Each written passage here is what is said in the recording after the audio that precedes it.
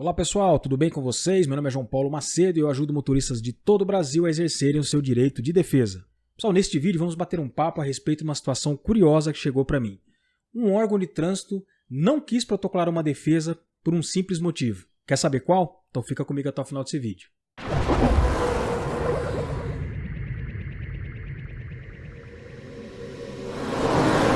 O meu amigo Francisco, que é instrutor de trânsito lá no estado do Ceará, mandou para mim uma mensagem via WhatsApp dizendo o seguinte, olhem só. Fiz uma defesa prévia para um amigo e simplesmente o órgão da cidade de Boa Viagem, no Ceará, se recusou a protocolar, pois teria que ser com os formulários deles. Isso é um absurdo. Pois é, e eu concordo com você, Francisco, realmente um absurdo. Será que o órgão de trânsito poderia negar o protocolo por esta razão? Vamos entender melhor sobre isso. Pessoal, aqui só para vocês verem, tá?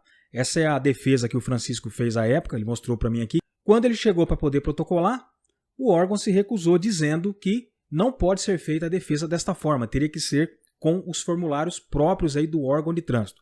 Gente, vamos lá. Primeiramente, a gente tem que entender o seguinte.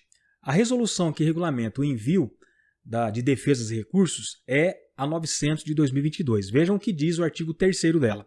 O requerimento de defesa prévia ou de recurso deverá ser apresentado por escrito de forma legível, no prazo estabelecido, contendo no mínimo os seguintes dados.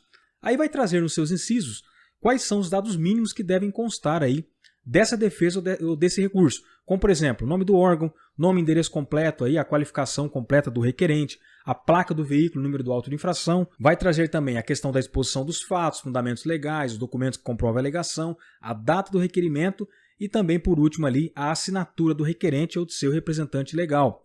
O parágrafo único traz uma orientação de que o requerimento de defesa prévia ao recurso deve ter somente um auto de infração como objeto. E aí, pessoal, nós vamos agora para a Lei 9784 de 99, que regula o processo administrativo. Nós já vimos lá na resolução CONTRAN que não existe nada que fale que o recurso ou a defesa só deve ser aceito se for no próprio formulário do órgão. Por aí vocês já notam que o órgão está cometendo um abuso. Mas vamos aprofundar um pouco mais aqui no tema. Olhem só o que diz essa Lei 9784, no artigo 2º. A administração pública obedecerá, dentre outros, aos princípios da legalidade, finalidade, motivação, razoabilidade, proporcionalidade, moralidade, ampla defesa, contraditório, segurança jurídica, interesse público e eficiência. Isso aqui, pessoal, na verdade, está repetindo algo que está previsto lá no artigo 37 da Constituição Federal, que fala dos princípios da administração pública. O inciso 6 diz que a adequação entre meios e fins, veja bem, é vedada a imposição de obrigações, restrições e sanções em medida superior àquelas estritamente necessárias ao atendimento do interesse público. Por aí nós já vimos que o órgão não pode, mais uma vez, criar imposições aos administrados. Além disso, o inciso 10, que é a garantia dos direitos à comunicação, à apresentação de alegações finais, à produção de provas e à interposição de recursos nos processos de que possam resultar sanções e nas situações de litígio. Prosseguindo, pessoal, o artigo 3º diz que o administrado tem os seguintes direitos perante a administração, sem prejuízo de outros que lhe sejam assegurados. Inciso 1. Ser tratado com respeito pelas autoridades e servidores, que deverão facilitar o exercício de seus direitos e o cumprimento de suas obrigações. Vejam só, os servidores deverão facilitar o exercício de seus direitos.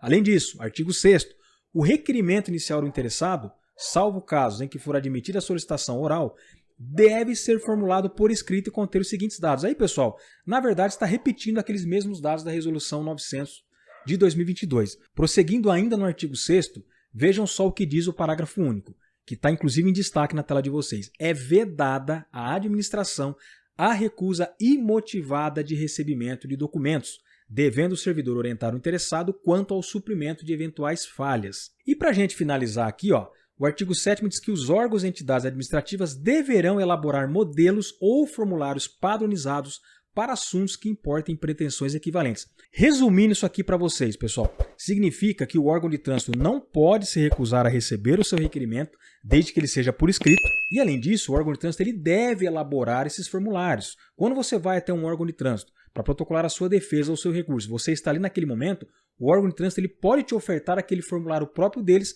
para que você preencha a próprio punho e ali mesmo você faça o seu protocolo.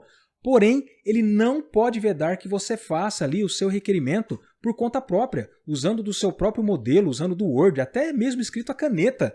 E usando um exemplo bem esdrúxulo para vocês, vocês podem fazer a defesa até num papel de pão.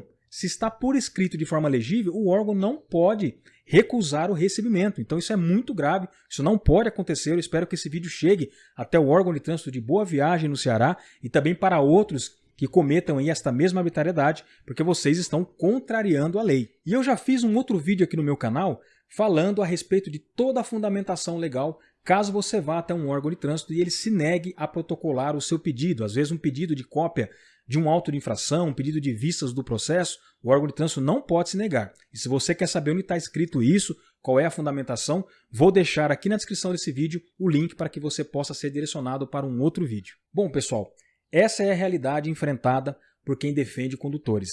Muitas das vezes, os órgãos de trânsito inventam empecilhos para que o cidadão não consiga exercer o seu direito de defesa. Isso é lamentável, isso é triste, porque não é isso que a nossa Constituição Federal e as leis que tratam a respeito de processo administrativo determinam. Então esse foi o vídeo, eu agradeço ao Francisco que mandou para mim essa mensagem, agradeço também a você que me assistiu até aqui, eu peço que se você gostou desse conteúdo, deixa um like, se inscreve aqui no canal, ative as notificações e me segue nas redes sociais para continuar recebendo mais conteúdos como este. Um grande abraço, até o próximo vídeo e valeu!